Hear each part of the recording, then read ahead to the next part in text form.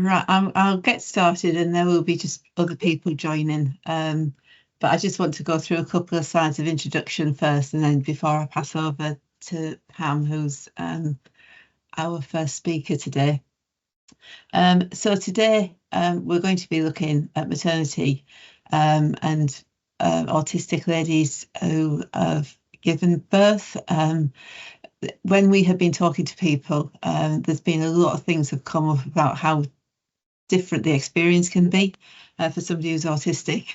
And so we are hoping that today you will learn quite a bit from different aspects that people are going to be talking about. I'm Heather Wildsmith and Projects Development Manager at Autism Bedfordshire, and we've been doing the Hear Me See Me campaign now for 18 months. Just to remind people that this session will be recorded, and Annette will send out the links afterwards to the slides and to the video so that it can be viewed. You can pass the link on to colleagues so that people can have a look at it later. If you've got any questions, if you can put it in the chat as we go along, and after each speaker, we will ask them the questions. Pam has got to rush off after this, so if there isn't time for us to answer the questions, we'll pass the questions on and then get some answers back to you. So hopefully that's okay with everybody. This is the agenda for today. So we've got Pam Langford first, who has been doing this brilliant, I was going to say job, but it's actually a new experience, new project, new whatever that she's going to be talking about that's happening in the Lister Hospital. And then Jackie Crisp is going to be joining us, and she's a lead occupational therapist who is also looking at some work with maternity services where she is. And then we've had two ladies who have really kindly talked to us. We've filmed them over Teams, giving us some experiences. So we'll be showing them, and depending on time, I'll be showing you a few of them. If we haven't got time for them all, they're all still on the presentation and you'll be able to view them afterwards online. So, why would an autistic woman experience pregnancy and childbirth differently? And the reasons that we've had from a lot of people is really a lot about sensory and expectations and processing information, understanding what people are saying to them, and sometimes just not knowing what's going to come next. I'm going to start off by showing you a video of somebody starting to talk about their sensory needs. This is Rachel starting off talking. My first pregnancy delivery was a home birth. It was a planned home birth because I knew that going into hospital would make me too anxious. I knew that it would be too noisy, too busy. And I just felt that it was important to be, it's important to me to feel in control. If I'm in control, then I can predict what's going to happen, or predict as much as possible. I'm aware it's a birth at the end of the day, and it's my first birth.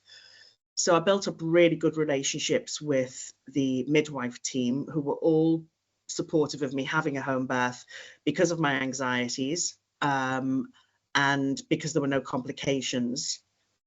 So I could put a lot of sensory things in place. I was able to put things at home like adjust the lighting in the bedroom, just make sure that it wasn't jarring to me for any senses, because I just felt that what I needed wouldn't be understood. But I'm fortunate in that I'm quite vocal. I can speak about my needs and identify them, and I could put those in place, and the midwives were very supportive. I felt that if I went into a hospital, I'd be lost in a system of midwives at the hospital that don't necessarily know me. Yes, I'd have a birth plan, but a bit the same way some people have a hospital passport, it might just have been glimpsed over and they didn't get to know me. So that's why I chose the home birth to start with. The pregnancy was pretty standard, like, because I didn't have an autism diagnosis. I was just someone that they had to keep an eye on a bit more because of anxiety. But in terms of like the number of appointments and what happened at the appointments, it was all pretty standard. I didn't really get to build any rapport or relationship with any of the midwives because it always felt like it was a different person every time. And I just remember being very frustrated that I'd taken my whole afternoon basically waiting in this horrible waiting room. It was so packed for people. I can remember it even now. It was just packed. And obviously I had no autism diagnosis then, so I wouldn't even think, oh, I need to be in a quieter place. It didn't even occur to me. And the lighting in hospitals is really bad. So I remember that being an annoying one. I think it's really important. It was never told to me that home birth was an option. It was just assumed I would go through the typical way. So when I've spoken to other mums, they were surprised that home birth, that they were allowed, that's the word they'd use. They didn't know they'd be allowed to have a home birth, especially for their first, which you are, you are allowed to have a home birth. Explaining the sensory differences to somebody that isn't autistic, you'll be met with phrases like, well, everyone's a bit autistic, or well, nobody likes big loud noises, but for autistic people, these sensory differences are amplified. So if somebody else gets bothered when something is a volume, like say 7 out of 10, an autistic person will be bothered at about 2 out of 10. So the feelings are just bigger and sooner and greater. And you're constantly dealing with a level of anxiety with autism anyway. I do that because I feel like you're paddling underneath, these things are just so overwhelming. It's beyond being able to explain it. A great example is eye contact. So I appreciate it's not necessarily sensory, but when we talk about people with autism, autistic people, we're very aware that they have differences in eye contact. And the best way this can be described is everyone, when they're talking to someone, autistic or not, will make eye contact fleetingly, look away, look to them, look away, look to them.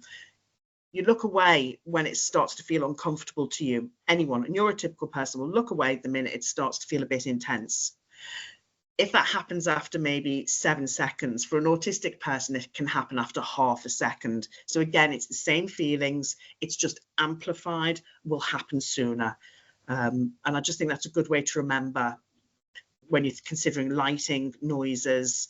All I can think of is jarring noises. So one of my births I did have in hospital, and somebody came in to clean the room with a bucket, and they were just so loud, and I can't describe how uncomfortable that made me feel. It was just awful, awful, awful.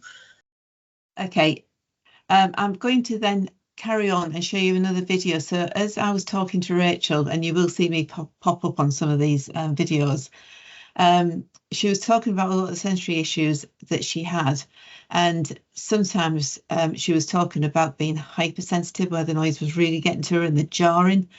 So I then went on to ask her about hyper and hyposensitivity. So I'm just going to, you were talking about some of the sensory sensitivities, which sounded a bit more about the hypersensitivity. What about the hypo, where somebody is undersensitive, and how that can affect them? Yeah, no, that's a really good point and important to talk about. And what's also important to talk about with this hyper and hypo is that we talk about people having a spiky profile that are autistic. So I would have hypersensitivity when it came to the noises around me, the babies, the equipment. I'd have hypersensitivity when it comes to the lighting. So I would need to wear, I didn't think of it at the time, but I would 100% do it now. I would give birth in sunglasses, but I would or have the lighting down, definitely have the visual and the audio muted. However, I'm hyposensitive when it comes to pain. And it wasn't until I actually had my 6th child that the midwives had seen a pattern, because I had the same midwife for the 1st, 5th and 6th. And she recognized, and she spoke to the other midwives that were present as I'd gone into hospital, as I was, giving birth, that to examine me more often, because even when I was fully dilated, I wasn't very noisy. So I'm sure I felt the same level of discomfort as another person, but that's difficult to know because you're not two people. Do you know what I mean? But you wouldn't know by the way I was managing labor that I was about to be at the pushing stage. So, you know, that would have been really handy to know a few births earlier. But that's where my hyposensitivity would come in. So, you know, it's crucial that people are being monitored. I'd say even more so if they're autistic, because that happened with a couple of mine. One of them, I gave birth within an hour from waking up in bed to being in hospital. I arrived at hospital. They were insisting that they didn't need to examine me straight away. I insisted they did, and I was 10 centimeters when they examined me for the first time. So my body doesn't get the same messages. Maybe that's why I can cope just with gas and air. Do you think you're hypersensitive at all to anything? Yeah, I was. Yeah, That's how I knew I was pregnant. So yeah, because when you said then, that, yeah, that does sound like you probably are in the hyper. So yeah, do you maybe felt the baby move before if somebody's undersensitive? yeah. Oh yeah, yeah. And I quite liked it, to be honest, because Fiona was very active. She was very active in there. So um it was quite, I don't know, it was quite nice really, because she just was sort of rolling around. And What you're making me think here is you said it was really nice to be able to feel the baby moving around. yeah, yeah, And that also gives you the knowledge that baby's okay as well. yeah, yeah. So if you've got somebody who is undersensitive and is not going to feel those movements, how scary that could be when they hear other people or people asking them, have you felt the baby move? Yeah. They can then start panicking that there's something wrong with the baby when it's just that they're not feeling it because of their undersensitivity. So if you knew you were pregnant and then the baby's not moving, and then they say, oh, but on the scan they're okay, and they put the Doppler thing on with the heartbeat and everything, it could possibly drive you a bit nuts if you didn't have any other sort of sign. Because the other side of that is, although you've got all those nice feelings, the downside of that is you're going to feel the labour from the first minute. Yeah, the initial pain started about sort of like quarter to midnight on the Saturday evening, and I didn't give birth to my daughter until 5:07 in the morning on the Monday. So I was in, but I didn't go into the hospital until Sunday evening about 7:30 or something like that, because obviously I could feel the initial pains, and I knew it wasn't Braxton Hicks because it kept coming. But you phone up the hospital and they say, oh, you've got ages yet. And obviously they're right. I did have ages yet, but it was a really just not a very good experience or day. I don't suppose you'd expect it to be. Pam is back. And so without further ado, because Pam's got a busy day today, I'm going to pass over to Pam so she can share her experiences of what she's been doing and the reasons for doing it. So if I stop sharing, Pam, then you can take over. So good afternoon, everyone. So today I just wanted to share the new clinic that was developed and implemented at Eastern North Hearts. I was given the opportunity to create a new clinic that fitted within my equity and equality work stream that I do at the LMNS. And neurodiversity is sadly an area that we have no specific care designed around the service users. And I felt that the opportunity to co-produce a new clinic would serve this cohort of women well. So the slide should move on. If you can just give me a thumbs up, Heather, that would be great. So a little about what we know and the reasons I chose these women specifically. So we know that violence against women and girls is exceptionally high. However, what we haven't done is recognise that there's always been quite high in women and girls with neurodiversity, more so than those that are neurotypical. This results in higher rates of stillbirth, early loss, and preterm birth. This clinic was created to focus on information giving and sharing, which includes focused conversations on what domestic violence is and what acceptable behaviours are, and what to do and who to contact if this is different to what is being experienced. The clinic began on 2 sites on the 13th of October with 4 slots in each clinic, seeing 8 women for an hour each, once a month on a Friday. The appointment time is used to open a conversation on how their autism affects them and what it looks like in real time. We unpick any barriers to attending maternity, any traumas or fears around childbirth, and document what reasonable adjustments can be made to improve their experience. This information is captured in a digital format, personalised care and support plan, which is shared with women in a hard copy. The women take this home to discuss the plan with their families, and so that on the next appointment they can voice any possible changes and include any other adjustments that may be needed. The plan remains on file with an alert on her digital electronic patient record, so that the maternity teams like safeguarding or mental health or the obstetricians can access her reasonable adjustments and have a better understanding of what things look like for her, such as a shutdown. And this early recognition and understanding can reduce knee-jerk reactions when staff have not experienced autistic differences in women. The sharing of information on the new clinic was done collaboratively with the Maternity Voices Partnership, and they created this lovely poster that you can see on the side there, which was shared widely on social media and at the MMBP service user meetings. On the middle of it, you can see the little QR code, so that if you want to, if you can pick it up with your phone, it's an autism Padlet that we've got. I'm happy to share the links as well outside in the meeting, perhaps put them in the chat before I leave. The Padlet itself looks like this.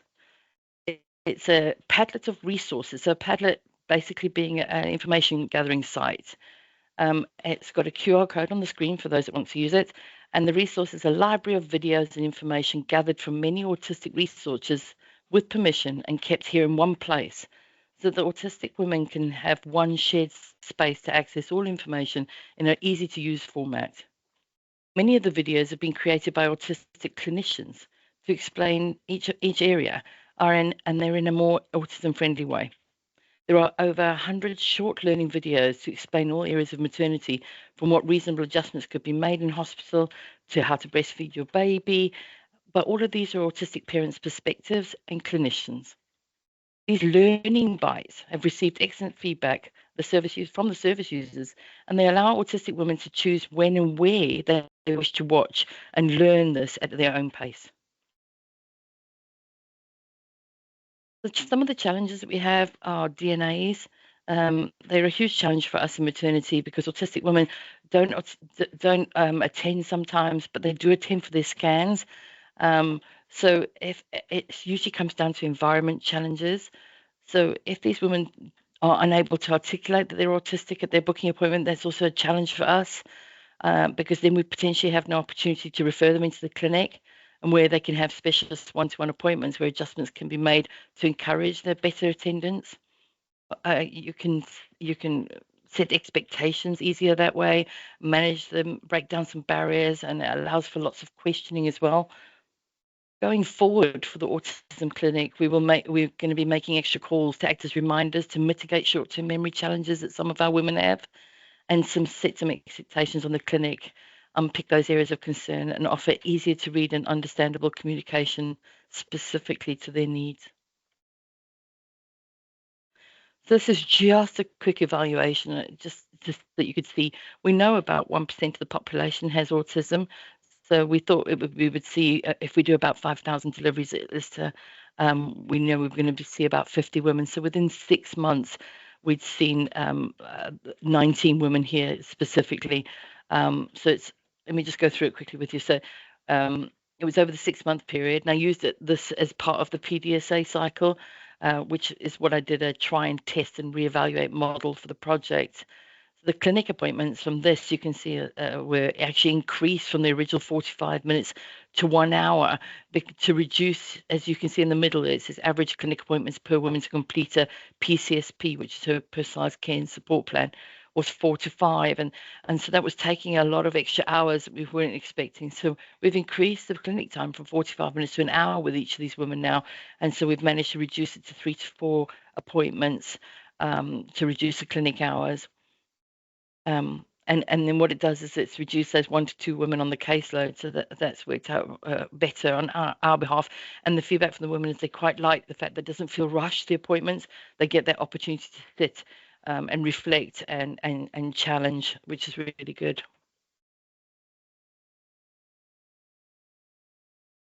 So the feedback so far about the impact on the women is very positive. The women report liking the awareness sticker. So an awareness sticker was created that came back from one of the women because it was a co-produced clinic. That one of the women asked if she could have some sort of a recognition that she was autistic.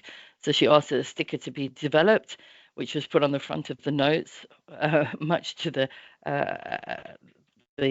dismay of my colleagues, but actually the women seem to really like it, so that they don't have to re-report on every occasion to every single person that they're autistic, so that when the staff or the admin person or the person at the desk or whoever's meeting and greeting them has that early recognition, so they can go straight to their personalised care and support plan, so the women don't have to repeat all of that information again. The staff have reported 2 instances where the personalised care plans were used to understand an autistic shutdown with really positive effects. The woman was rocking in a fetal position in a room, and on those occasions, both instances would have normally had the attending midwife urgently do a referral to the perinatal mental health team for assistance, whereas actually the having read the personalised care and support plans, the staff then understood that actually this is normal behaviour for this specific woman because that's how she self-regulates, especially in a challenging, noisy environment. So just to give her that time and that space and that quiet area for her to regulate, and then she changed back to being her normal self, they felt it was really positive. Staff have also attended an autism awareness training as part of their mandatory updates with a case study on how it feels to be in an autistic person's shoes coming into a strange environment like ours, as opposed to it being just our office. So the next steps. So a new staff member has been recruited into the position at Eastern North Hearts. Her name's Alison, and she herself wouldn't mind telling you she's autistic. She's an autistic midwife and loves this new role. A job description is also being developed going forward to consider, if funding allows, a new role to care for more vulnerable women as well. And an offer of support has been offered by myself to roll the clinic out across our system, Hearts and West Essex. So the offer of support's been sent to Watford and to Princess Alexandra and Harlow to see if they've got the opportunity to roll out a similar clinic, and has been accepted already in 2 other trusts as well, Suffolk and East Sussex. I just wanted to leave today with, before I go through some questions, if you have some, with a bit of food for thought. So it's an excerpt from an article that I found in the Metro about Heston Blumenthal, and he believes that attitudes to neurodiversity absolutely needs to change, because he believes his success is partly because of his neurodivergence. And Sinead Devine French from the Positive Group discusses neurodiversity in the workplace and recommends that we as staff and employers should enhance the collective intelligences within teams, because that will enrich our thinking and propel our creativity. And just to finish up, that's Jenna, one of my ladies who's given permission. She often comes and talks with me, and I just wanted everyone to know that this clinic was developed using collective intelligence from the neurodiverse voices of those at our hospital that we would be serving. Thank you.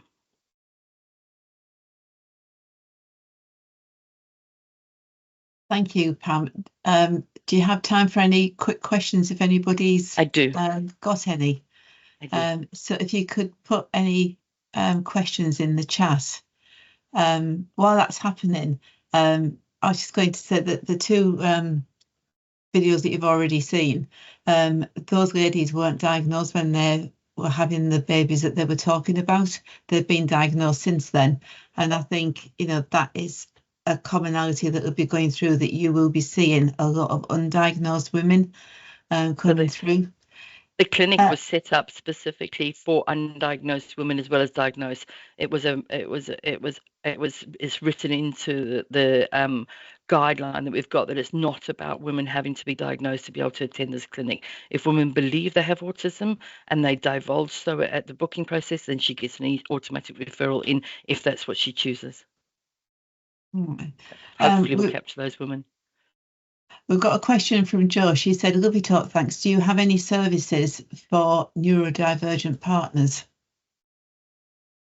So, obviously, if you've got an autistic mom coming in, there's a good chance a husband partner could be autistic as well. And then they have to deal with the situation that they might not be understanding. So what we do is we encourage the partners and family members to attend these appointments with the women.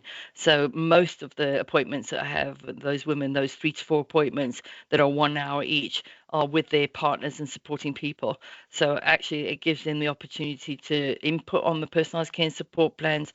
Often they also are able to collaborate on what gets placed in there, especially if there's short-term memory challenges or things that they forget to say.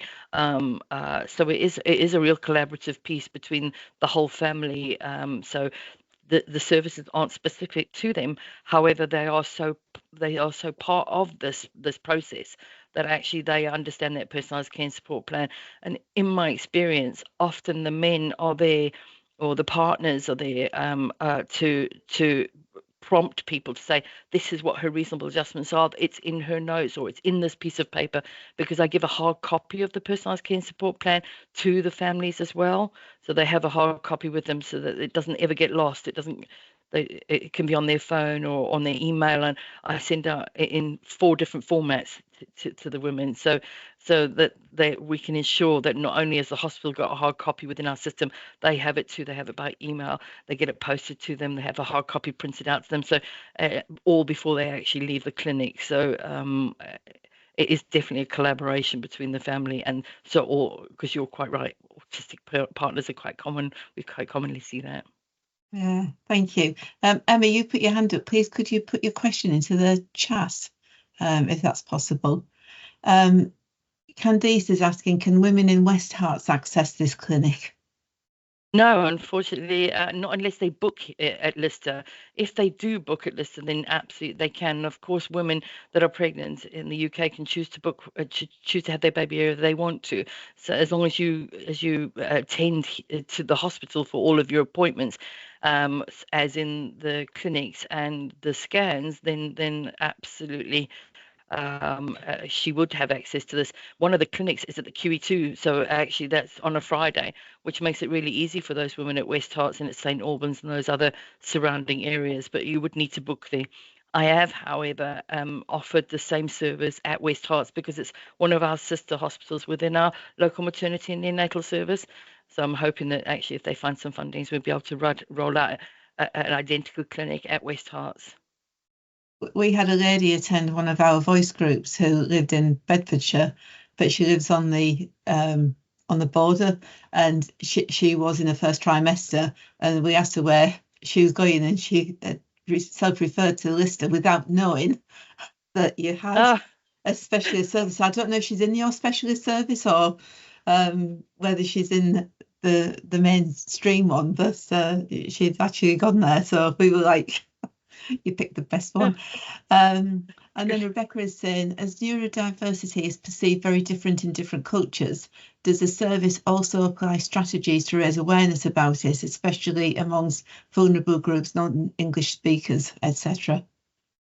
Yeah, I'm quite lucky that actually I work on the work stream for equity and equality as well. So I shared this information about the autistic clinic in many forums with women that are our refugees, asylum seekers, and our vulnerable cases of women. So I'm doing as much sharing as possible. Hence the reason why I'm here today as well, across the system.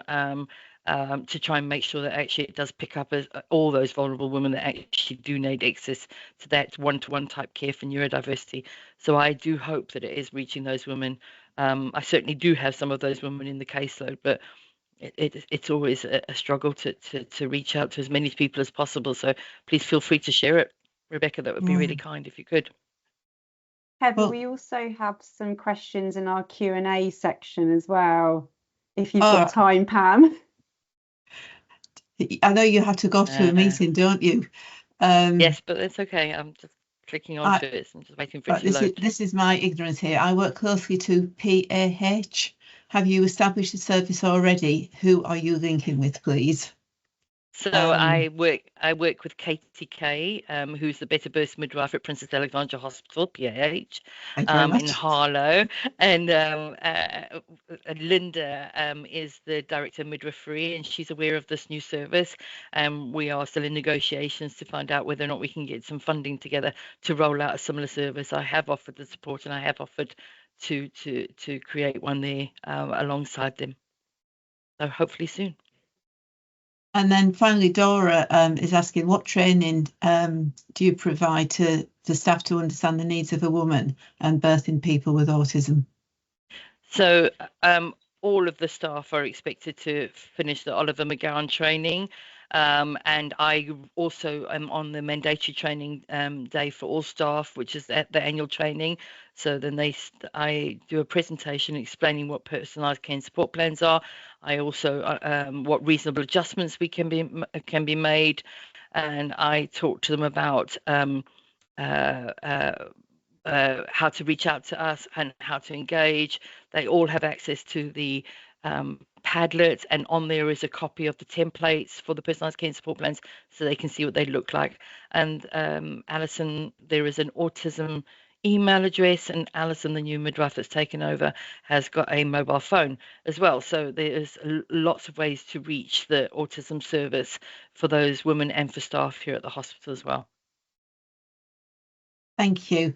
Dora's also asking, are you able to share an example of a PCSP that we could maybe send out? Or so I can share what the template looks like, but what I can tell you is that the PCSP is based loosely, flexibly is what I'd like to say, on some of the AQ10 questions that are have been developed, isn't it? So the questions are loosely and flexibly, as in I use them to set those initial seeds, to be open up those conversations, to say, well, how does this feel for you? Or, do you struggle to make friends? How do you speak to people? What is your support systems like? So it's all of those broad questions based on a couple of the AQ10 questions within that autism diagnosis that people do. Thank you. And we tend to send the slides out afterwards. Are you able to share the slides with us so that we can forward them on? Yes, I certainly can. And if you want to have a look at that Padlet, you'll see the personalised care and support plan, Dora, on there, so you should be able to have a little look. But you won't see any of the answers. Obviously, this is the blank template. Yeah, and obviously it's very personal what the answers are. It's going to be very individual to the person. That's right. There has never been so far one personalised care and support plan that is like another. Autistic people are so individual with their needs that actually that's why it's so important to spend that time with them, to be able to absolutely go through what they feel they need for them at that moment in time in their pregnancy. Yeah, and you probably find that over the pregnancy that will change as well. That it's a flexible working document, isn't it? It is. Yeah. It is. So it begins 3 to 4 occasions. So it's at 4 hours over the time period. And it only gets finalised at about 36 weeks. So once we've got a full birth plan in place, which I support as well. So that actually during that time, as she's learning about herself and her pregnancy and what her choices are and what choices she wants to make for herself and her family, those get developed within that personalised care and support plan. But at least it's there as a working document, so that when she comes into places like triage or scan, people still have their awareness of how things affect her, and especially with environment and challenges that she may have. Yeah, lovely. Well, thank you so much for your time. I think it is really inspirational what you're doing. And just a shame we can't get it out to every hospital in the country. Time will tell. Yes, baby steps. We start small, but we can definitely grow big. There's no reason why we can't. Thank you. No, well, thank you so much. Thank you very much for having me today. I much appreciate your time, and apologies again for the delay at the beginning. That's fine. No, thank you. Bye-bye. Bye. We'd also now like to introduce Jackie Christopher. I know you're on here somewhere, Jackie. If you could put your screen on and let people see you.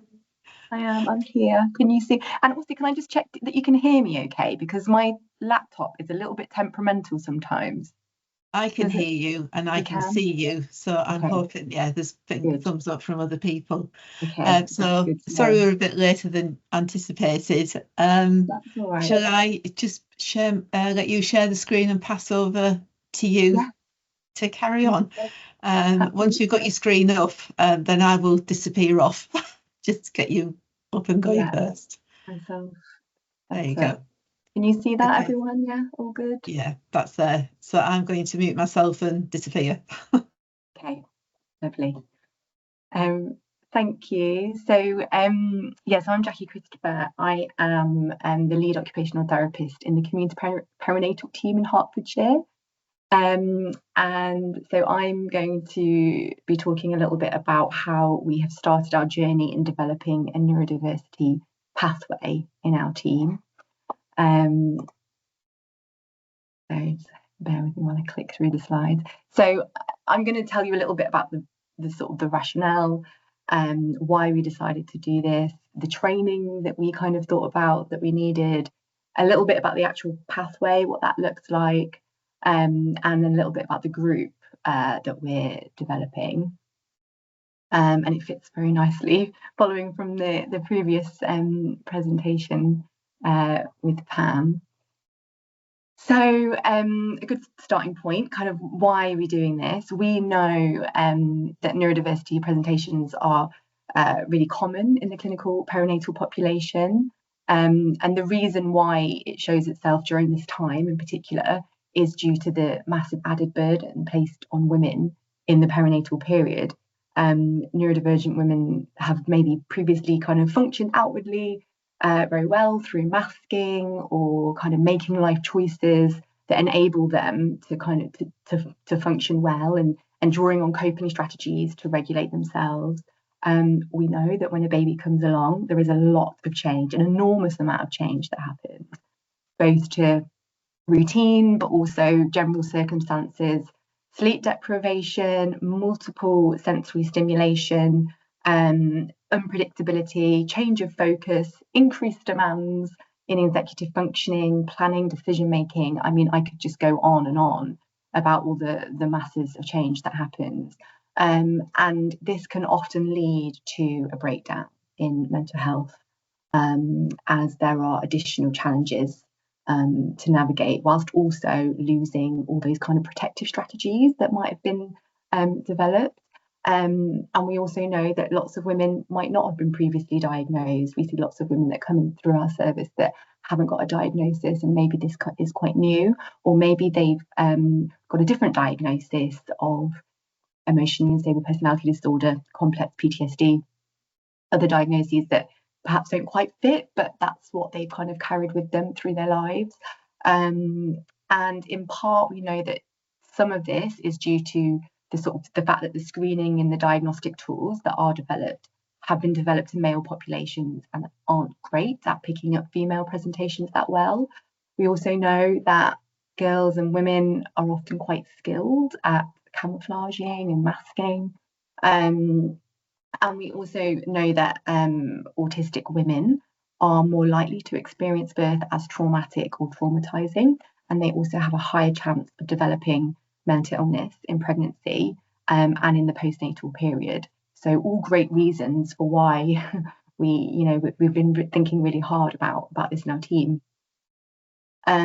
We also know that autistic mothers, when they care for their children, they are at a higher risk of their nervous system being dysregulated, and that might be because of pre-existing sensory sensitivities, everything that I've kind of already mentioned, that increased environmental sensory demands of day-to-day activities, and that just constant caregiving that is needed when looking after children.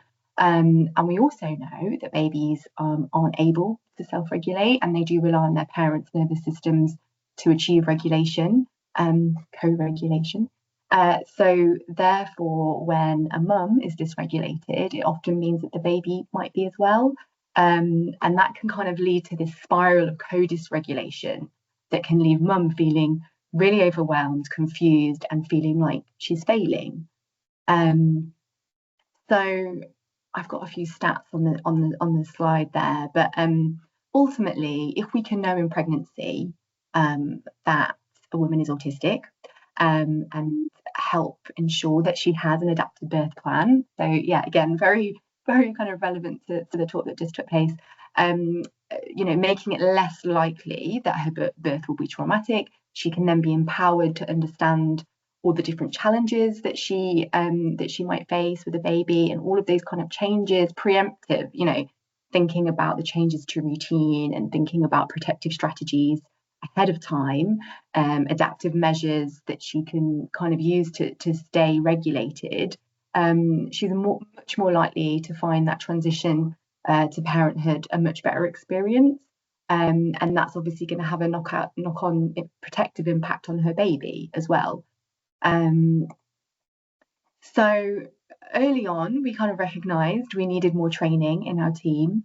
So 7 members of our team, several of us from the sort of OT team, but also our lead psychiatrist, one of our psychologists, one of our care coordinators, all attended the National Autism Training Programme. Don't know if any of you have heard of it or maybe kind of taken part in that yourself. I think it was launched perhaps around the end of last year. It was a joint kind of collaborative effort between the Anna Freud Centre and ACT Autism. They joined forces. So that has enabled us to start delivering training to our wider team. So it's kind of like a train the trainer type of training that we received. Myself and my colleague are also undertaking a sensory integration training to become SI trained, which will enable us to offer more comprehensive SI work. We know that I think about 96% of autistic individuals have sensory processing difficulties. So that's going to be really relevant. We've also, so I'm kind of primarily talking about autism today, but we are also including ADHD in our pathway and thinking about how can we support mums with ADHD as well.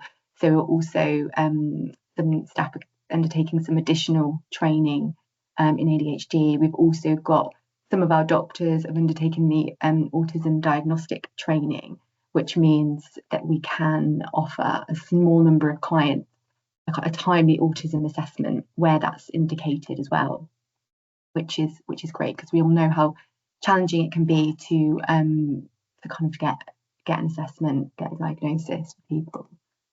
So the pathway, just a caveat, I haven't actually shared this with my wider team yet because we're still very much in that kind of developmental stages. But what I'm about to share is kind of what we're, where we're at and what we're thinking about.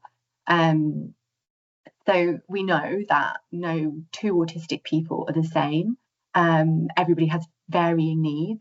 So it's really not a case of, oh, okay, so we know that someone's autistic, or we've got a sense that someone's autistic, we'll do this.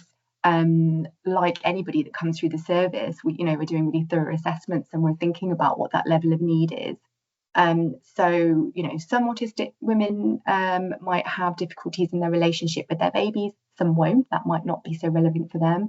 Some might have significant sensory needs, others that will be less significant.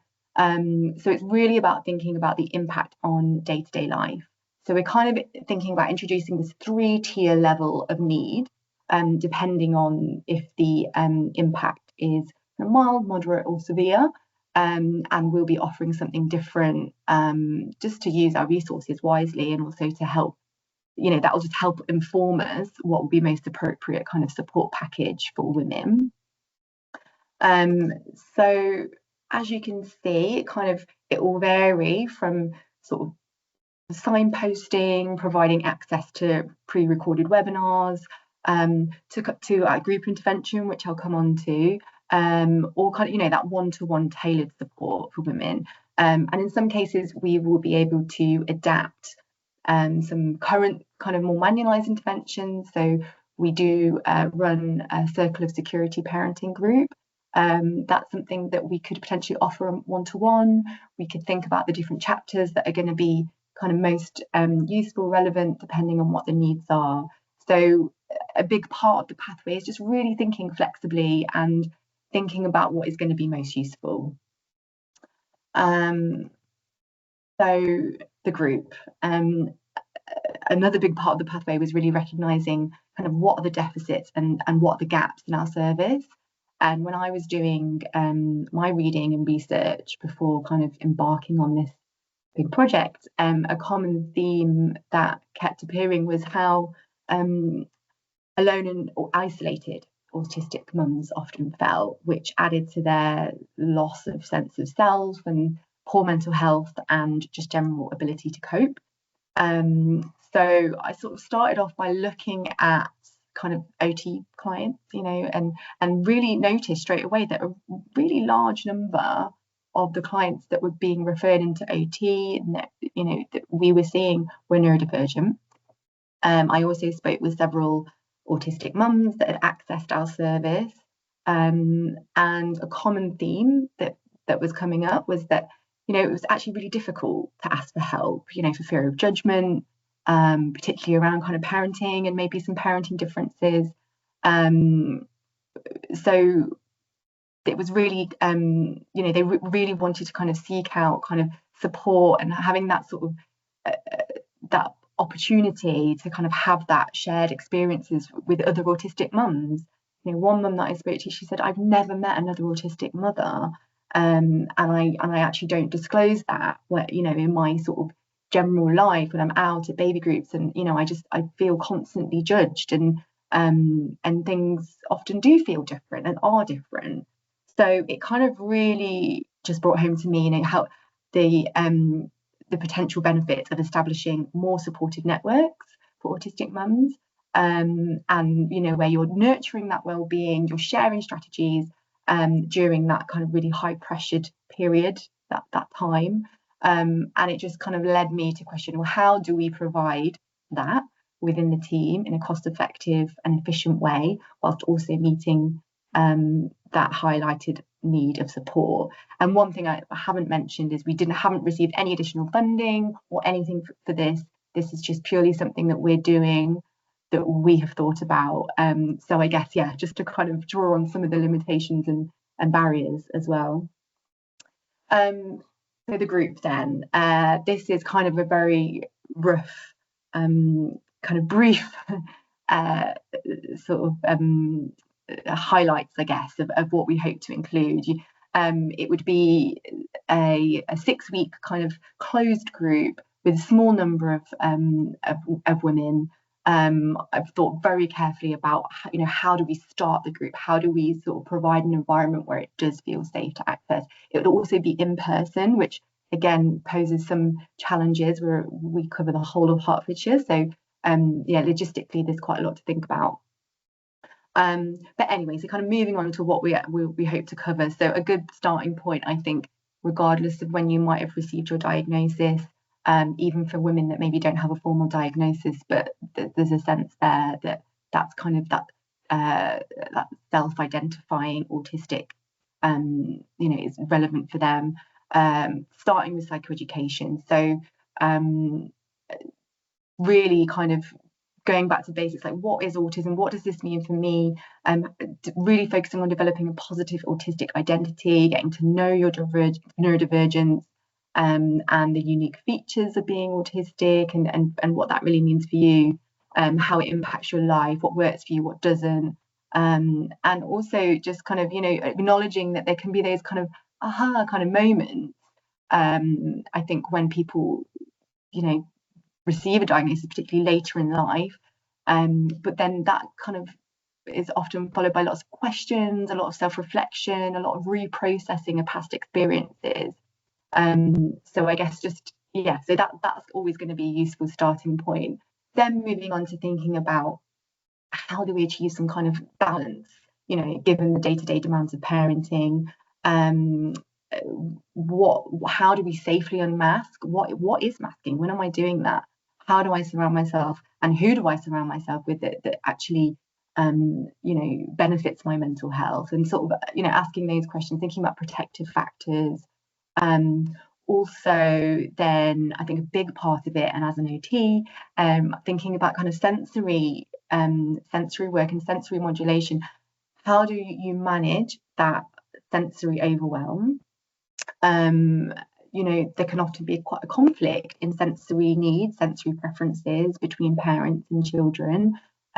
Babies are very tactile creatures that seek touch. They need that comforts them and enables them to feel that sense of safety. However, if touch is a massive kind of sensitivity, how do you balance that? How do you meet that baby's needs whilst also thinking about your own needs and your own kind of regulation and mental health?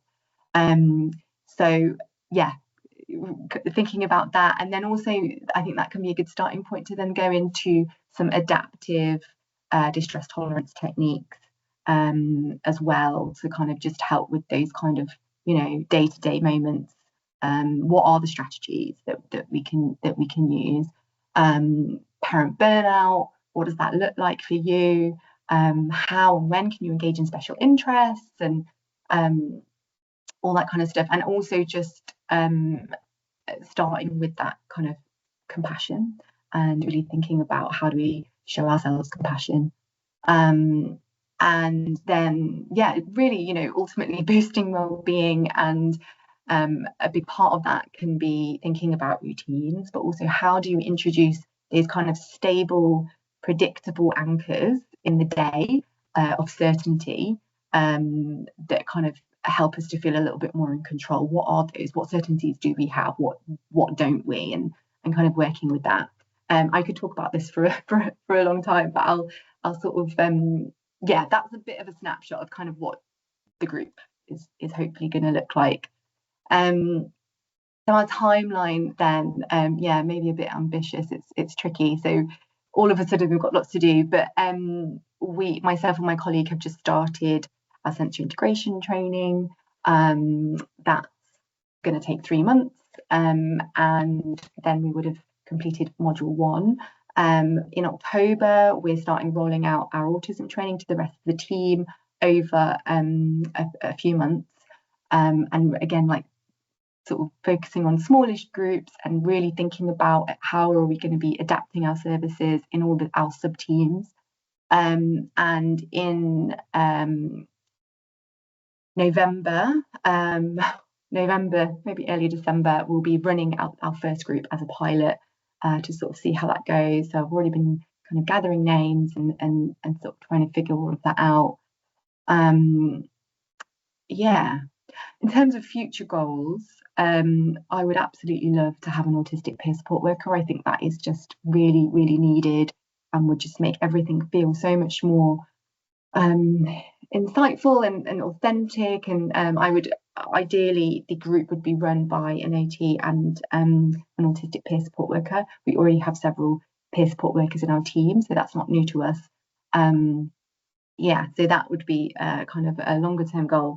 Also, more training as always, and upskilling. Like obviously that would be fantastic to have more funding for that. And also more capacity and funding for assessments as well, for autism assessments, ADHD assessments. I think that's really needed. So those are kind of our future goals in terms of neurodiversity. And that isn't me running up a massive flight of stairs, but that's just kind of how it feels. That's it really. Thank you, Jackie. Have you got time to answer some questions if people have any? So if anybody would like to put something in the chat, please do. I'm just thinking things that sort of came to mind as you were talking there. You mentioned about masking in there, and just as a general thing for people, when an autistic woman is okay, that her life is going pretty all right, her mask will be very firmly in place. But as she is maybe going into labour, there's a good chance that mask will drop off because she's unable to then keep it in place, and you might then be dealing with a very different person than the person who walked in, where you will see autism very plain to see, but also all these needs will be there. So it's just not to be shocked when suddenly you get somebody who looks like a very different person to the one that you saw coming in quite calmly. And it can happen quite quickly as well. So just being aware of that. And it's also with a lot of autistic people, the crying of babies really, really gets to them. I don't know the reason for that, whether it's the pitch or whether they think that the baby's in need and you can't do anything about it. But if you think of a maternity unit when people have given birth, there's obviously going to be a lot of babies crying, and that could be a trigger. Even though they've given birth and they might be okay with their own baby, other babies' noises from a sensory thing might be a huge trigger. So somebody has put a question in. Right. So Kelly is asking, I'm interested in whether you hold cases as an OT, or is all of your time dedicated to OT work, groups, etc. within the perinatal team? So all of us OTs, we have our own one-to-one clinical caseloads, as well as we run several groups between us. So we do a mixture. I don't know if does that answer the question. So I do specific OT work. I don't work as a care coordinator. If that's kind of, I don't know. Does that answer the question? Yeah, Kelly, if you want to add another question into that or clarify, then please do. And I think it's also great that you are doing the sensory integration training. As children who, Kelly says it's answered, thank you. When children see OTs, they are often seeing sensory integrated trained OTs, but into adulthood, it doesn't seem to work in the same way. And yet their sensory needs have not changed, and they are going to be with them all their lives. So to have sensory integrated trained OTs is, I would say, essential. Absolutely. And that was, the kind of argument that I put forward for kind of getting, my manager and our team are absolutely wonderful and, very supportive. So it's not like I had to kind of go in hard, but like I said, 96% of all autistic individuals have sensory processing difficulties. So that's all you really need to know, isn't it? In order to sort of say, actually, this is such a big part. It could be so beneficial and valuable to be able to have that kind of really real in-depth knowledge, to be able to suggest kind of evidence-based interventions around that. I mean, myself and my colleagues as OTs, we do have some sensory integration knowledge, but I think to be SI trained is a whole other level, and I think that it's going to be so good, so great for our team and for the women we work with. Yeah. Oh. Well, thank you so much for your time. If any more questions come through, then we'll email them out to you. And are you okay for us to share your presentation as well? Yeah, sure. I can email that to you. If you can email it over to Annette, that would be great. Oh, well, thank you so much. Really appreciate your time, and it's great what you're doing. It's great hearing about all new works that are going on. No, thank you. Thanks for having me. It's good to share it. When you sort of do innovative projects and different things, it's good to share it, isn't it? So thank you very much. Yeah, no, thank you. So just to carry on till the end of our time, I am going to show you some more videos. So Rachel and Lisa are the two mums that we have on here, and actually when it was being talked about having like parent support, where autistic mums can talk to other autistic mums, Rachel that you've seen, she was actually running a group for autistic mums, and there was quite a few to start off with. Then over time they've drifted away, so I think that's where people have a need fulfilled and then they're feeling okay to carry on with their lives, really, that they don't need to be there. A bit like, a lot of people who go to antenatal classes, and you might carry on a bit postnatal with that group, and then you all drift off and get on with your own lives. But they did find it really helpful to be hearing from other autistic mums about their experiences, because they will be different to a neurotypical mum. So I'm just going to share my screen again with you all, and remember to put the sound on this time. So we're just going to start off with about being in control through maternity. We have a videographer who has edited some of these for us, and so some I might just carry on from one onto another. But at the moment, this is her talking about being in control and listening to people. So I'm having trouble with my cursor. Here we go. I knew that the only pain relief I wanted was gas and air, because again, I get very anxious if I don't feel like I'm in control of something, not from a controlling perspective, just a removing anxiety. It's, for me and for a lot of autistic people I know, it's that fear of the unknown. Your first time visiting somewhere, doing anything is filled with anxiety. You can't focus on what you're meant to be focusing on. You can only focus on, okay, the doors are here, the lights are here, the exits are here, the bed will be positioned here. I need that familiarization visit. Nowadays, I'd say it would be really helpful for people who are not having a home birth to have maps of, maternity wards, of rooms, so that those unknowns can be taken away. And I remember just screaming at them, like, what are you doing? Because they'd be practically hosing your privates down with water, like, and not telling you what they were doing. They didn't really say, like, we're going to just do this and we're just going to do that. And I remember probably at least 3 times sort of screaming, what the hell are you doing? Kind of, it's quite traumatic actually thinking about it. I really don't like thinking about childbirth. And yeah, it's just like, they weren't very good really at telling you what they were doing. You just feel like an animal, like a piece of meat on a bench. Whilst I was taking the gas and air and receiving that pain relief, I wasn't taught how to use it properly for the first birth, but I then learned in subsequent births how to use it properly. But the gas and air was great, because while I was taking it, the pain relief was happening. Once I took it away, I felt normal. So again, I felt there was no anxiety about being in control or not. Now that you are diagnosed, Yeah. and look back on some of your time in there, is there anything that the staff either could put in place or information that you could have had that would have explained stuff before you went through it? I think it's more if I'd have maybe had my own room, or had just one person who was there all the time, who could have been like, oh, this is so and so, they're just coming to do this.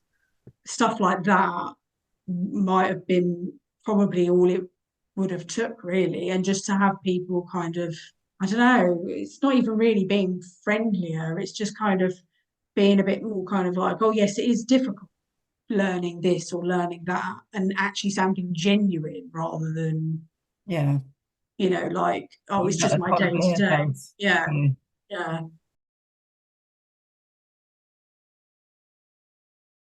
I think one very important thing throughout the whole pregnancy, when you're dealing with an autistic person, is to believe them. With anything with an autistic person, but during pregnancy, is to really believe the autistic person about what they find overwhelming or what makes them anxious. I did find, I can remember specifically from one midwife feeling quite judged by her. I was explaining how I didn't want the strap around my stomach to monitor the baby. And then, I'm sure she wasn't meaning to be patronizing, but she's explaining to me that it's important to monitor the baby. Of course, I'm aware of this, but we needed to discuss, there needed to be other options for me, because I would feel very claustrophobic, very restricted, very just, to me, being in a hospital equates to being unwell, and if I was strapped up to something, that would make me feel unwell as well, and not that it was a positive, happy experience about to happen. If I've got a monitor on me, I can guarantee you that I would not take my eyes off that monitor all the time. So if there were any little dips, or it would just make me very, very anxious. So in the end, they use the gel, the sonographer, the little handheld thing to keep monitoring the baby. But I know that she found that odd because she was explaining to me that it's not going to hurt me, it's not going to hurt the baby. They weren't the reasons I was concerned about it. It was just sometimes you can't even explain the reasons why something causes you anxiety, but it should be just enough. If you're being told, if you're hearing that somebody feels anxious about something, it's just so important to listen. And I know, you know, there's a lot of great staff out there that do listen, but there's also a lot that don't, and that do make you feel judged. And it's a really anxious time anyway. You get diagnosed at, like for me, it was age 39, and you think maybe now I'll get some help or people will be more understanding, but they're not really. No. People don't understand it. So there is still so much to do about understanding. Yeah, I feel very much like, and some of it will be my own internal ableism or paranoia or whatever, that as soon as I say I'm autistic, people immediately think she's a thicko, she doesn't know anything, she doesn't know what she's saying, I can't take her seriously, she's going to be inconsistent and say one thing one day and one thing the next day, she can't control her emotions, because I've not really had that many positive experiences since I was diagnosed. Yeah. So I'm hoping some of this is helpful as we're going through them. So there will be online to be able to watch. We've got 3 more to go. They're quite short ones. So we'll do this one. The next one will be looking at around the stillbirth. It is regarding the whole pregnancy process. It is. I found it a little overwhelming that there is a team. You have a team of midwives, which is completely understandable. You know, there can't just be the one. But it would have been really helpful had I met all the midwives. I appreciate they're all busy, but it's a 7-month period roughly that you're going through pregnancy, you know, once you found out you're pregnant. So being able to meet all the midwives, the whole team, would reduce, again, any anxiety, even if you were to just meet them once. There's a lot of different people, which obviously now I understand as an autistic person, coming in, looking at your body, touching your body, and it's like an invasion. It's like a violation to be like the whole thing from start to finish. Once you're in the hands of the so-called medical professionals, it's like that. It's like you're being attacked. And then you get these 2 middle-aged white blokes come in. Oh, are you okay? Were you traumatized by your birth? What do they know? All right, they're consultants. What do they know about giving birth? And like I'm going to talk to them. And that's what I thought at the time. Like I'm going to talk to you. I have no idea who you are. You're just going around the ward asking women if they've been traumatized. So, yeah, I wasn't impressed by the whole thing. It can sound quite harsh sometimes when people say something, but it is that how they've experienced it at that time. I think Sorry, clicking on buttons while I'm talking to you here. The other thing to consider is when a pregnancy or a delivery doesn't go to plan.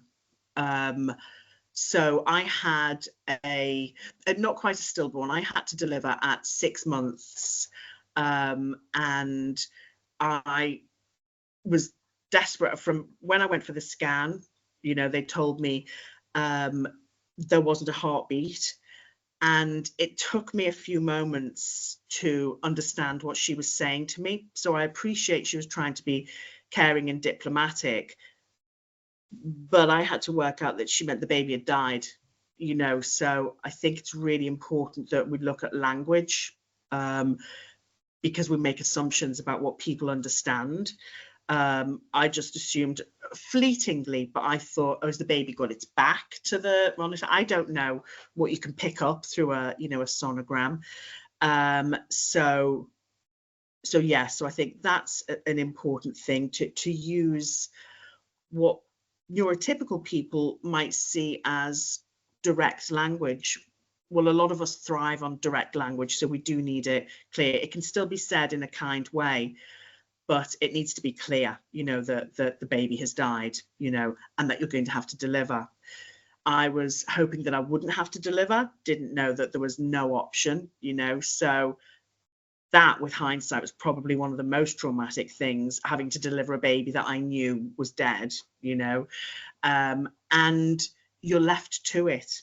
Now, I don't know whether that's just a one-off situation, i.e. how I was managed. I was just left to it. So I basically had to deliver onto a tray in the toilet. You know, I made sure I didn't look, but you're left just in a room, you and your partner, who he doesn't know what to do with himself at all, and you're just left with, you know, gas and air and delivering it into a toilet, which luckily I'm, you know, obviously I went through my own grieving process, but I'm quite rational and quite robust. But there will be people that there's got to be a more humane way to go through it than that. And I was asked if we wanted to see the baby straight away afterwards. We were like, nope, nope, absolutely not at all. But then I changed my mind about 2 weeks afterwards, and it was too late. Now, again, I appreciate that, you know, 2 weeks is a long time, but I think at the time it should be made clear that if you turn down, you know, the opportunity now, you can maybe, you know, to explain that either there won't be an opportunity again, or you will have an opportunity, but it has to be within 3 days or something. So that needs to be made clear. Again, not assumptions about what the person will be thinking.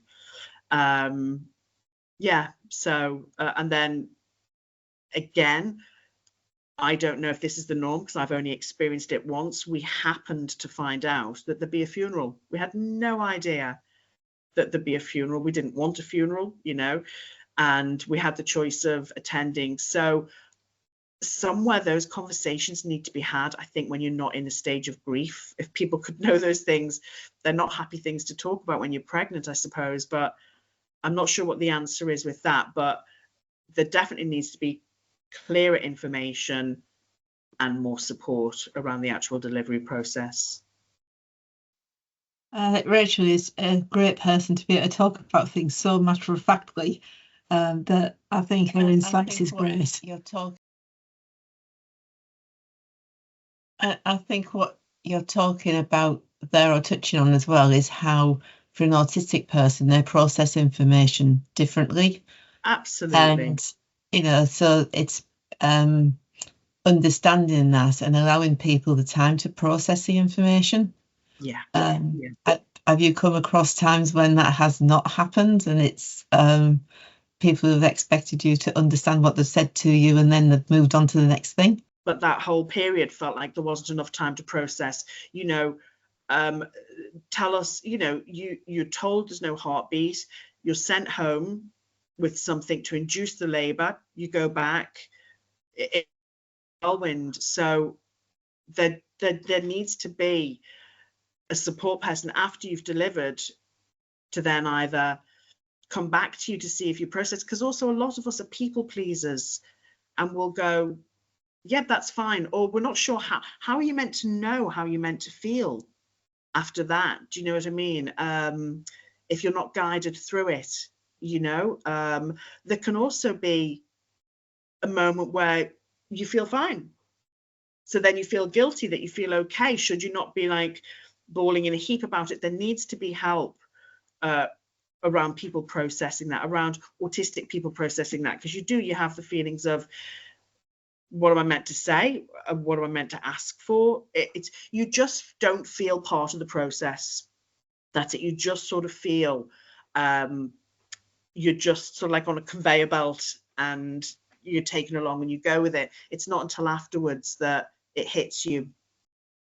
Is there anything anybody would like to say about any of these videos that we've seen? We have come to the end of them for today. But it'd just be like to know whether you feel that sort of thing is useful to share.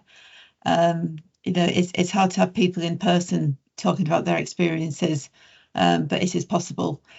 But we are hoping to get these people recorded in a more formal way, so it can be helped as a more of like an educational sort of training video. But yeah, if you've got anything to share on them, then it'd be great, or even to take back to the ladies involved. But I think their insights are quite fresh to sort of listen to. It might be things that you've come across within your working lives all the time, or sometimes it can shed a light on why somebody has reacted in a different way. But I do hope that they have helped. But if anyone's got any questions, then please do put them in the chat. I've seen that there's something in the Q&A as well as. So all these will be getting sent out, the links afterwards. Just as a final thing for today, as we do every time, if anybody has got anything that they're doing that they would like to share with us, then please do just send it to the address that you got the link from, that Annette administers for us, to the Hear Me See Me email address. But, you know, thank you for being with us today. So if you've got any comments, then please do leave them and we'll get round to talking with them. Yeah, highlighting real experiences are always a powerful way. I think that's it. We can talk forever. Hearing it directly from people's mouths is very definitely a lot more useful. So thank you for being with us, and you are free to leave when you would like to. So if anybody wants to stay on and ask us something, then please do. But any thoughts that you would, even within the maternity section, if there's anything that you think would be good to highlight another time, then please do let us know, and we will try to find somebody who can talk about it. But thank you so much for being with us.